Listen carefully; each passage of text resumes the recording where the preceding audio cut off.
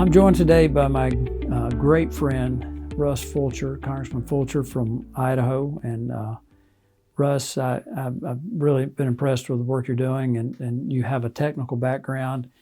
And you've brought a bill to the floor that I think is very important, particularly for people in certain regions of the country, and maybe even all over the country, because this is really catching on with some people. But your bill is H.R.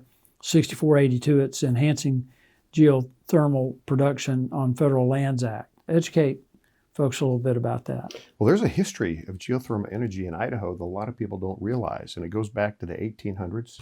We still have, to this day, the largest geothermal municipal facility within the world, and that's in the Boise, Idaho area, and that's been used since the 1800s. There's a very good resource there.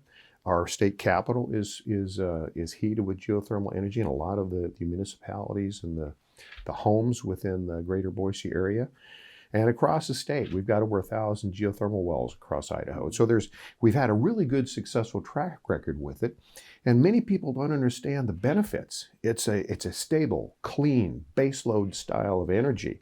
It's very efficient. There's not a carbon footprint that goes with it. It's very environmentally friendly for the land disruption. It only takes a very small footprint to have a good geothermal well where it's suited. It's a largely an accepted form of good, clean, safe, dependable energy. And so what the administration has done is it's got, of course, this NEPA requirement on federal lands that makes it almost impossible to get something permitted. It just streamlines that NEPA process for geothermal exploration. And NEPA is the National Environmental Policy Act. That's the process by which everything has to get permitted.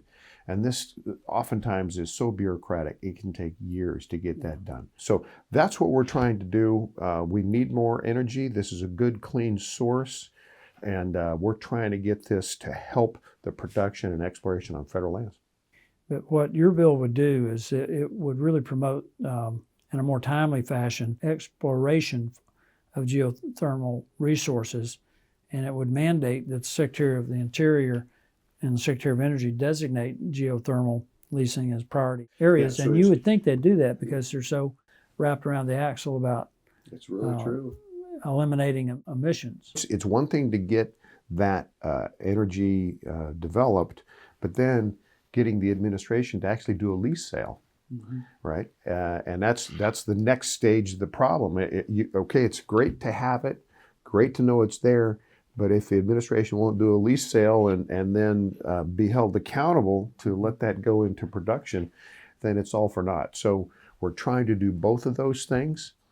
This is about as the least controversial that you can find, because it just doesn't have a lot of downsides. Mm-hmm. And so this is one that everybody should be able to get behind, and it's a great use of a federal resource with the vast federal lands that we have. Well, thank you for bringing this bill to Congress and for being a leader on this issue. Russ, you've done a great job. I really appreciate you taking time to come in and talk about it. And thank you for giving me the opportunity. Appreciate it.